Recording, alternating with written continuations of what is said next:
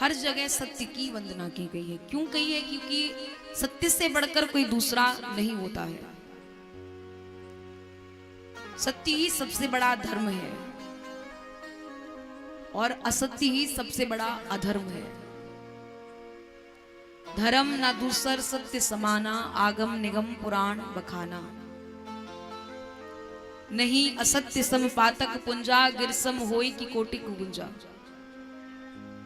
सच से बड़ा कोई तप नहीं है और झूठ से बड़ा कोई पाप नहीं है।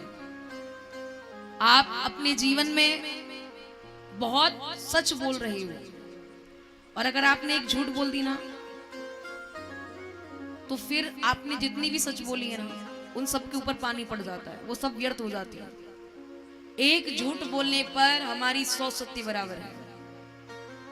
पर हमने झूठ को इतना सहारा बना लिया है कि हम हर जगह केवल और केवल झूठ का ही सहारा लेते हैं। झूठे लेना, झूठे देना, झूठे भोजन, झूठ चबेना। आना तो झूठ, जाना तो झूठ, बोले तो झूठ, खाएं तो झूठ, हर समय झूठ ही झूठ, झूठ ही झूठ।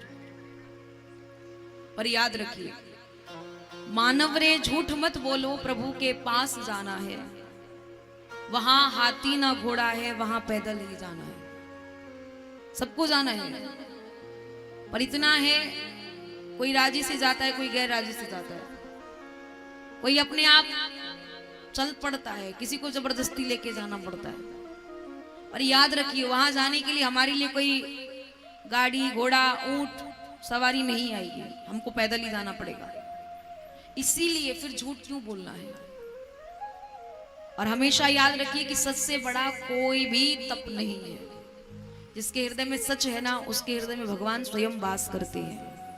भागवत जी के दूसरे श्लोक में बहुत सुंदर वर्णन किया है। धर्म प्रोजित केतवोत्र परमो निर्मत्सराणाम सताम। भागवत सुनने का अधिकारी वही है जो निर्मत्सर है। निर्मत्सर का अर्थ होता है जिसके मन में काम क्रोध लोभ मोह मद ईर्षा मत्सर नहीं है, उसी को कहा जाता है निर्मत्सर। देखिए, एक व्यक्ति वही है जो मत्सर वाला, जिसके मन में काम क्रोध लोभ मोह मद ईर्षा बहुत पड़ेगा। एक व्यक्ति वो है जो निर्मत्सर, जिसके मन में कुछ भी नहीं है। पर कई लोग मत्सर का अर्थ शायद नहीं जानते होंगे, तो मैं बताऊं। मत्सर और मच्छर ये दोनों ही हमको काटते हैं। मत्सर हमें अंदर से काटता है और मच्छर हमें बाहर से काटता है। बाहर वाले मच्छर से बचने के लिए हम बहुत सारी प्रक्रियाएं उपयोग करते हैं, परंतु जब अंदर वाला मच्छर काटता है ना, के लिए हमारे पास कोई भी साधन नहीं होता है। बाहर वाले मच्छर से बचने के लिए हम मच्छरदानी कॉइल अलाउट वगैरह सब कुछ लगाते हैं, पर जो अंदर वाला मच्छर हमको काटता है ना, उससे बचने के लिए हमारे पास कोई भी साधन नहीं होता है।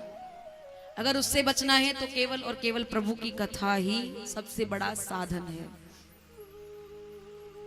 श्री शुभ जी महाराज बता रहे हैं, निगम कल्प तरोर गलितम फलम सुख मुखाद्रव संयुतम पिबत भागवतम रसमालयम मुहु रहो रसिका भुवि भावुका।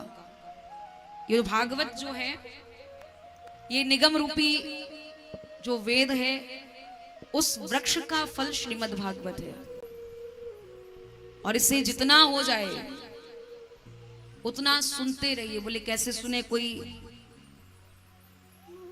वक्ता हो, कोई सुनाने वाला हो, बोले बहुत सारे संतों के माध्यम से श्रवण करो। और वेद व्यास जी ने तो यहां तक आए कि इसको पान भी करो। बोले पान कैसे करें?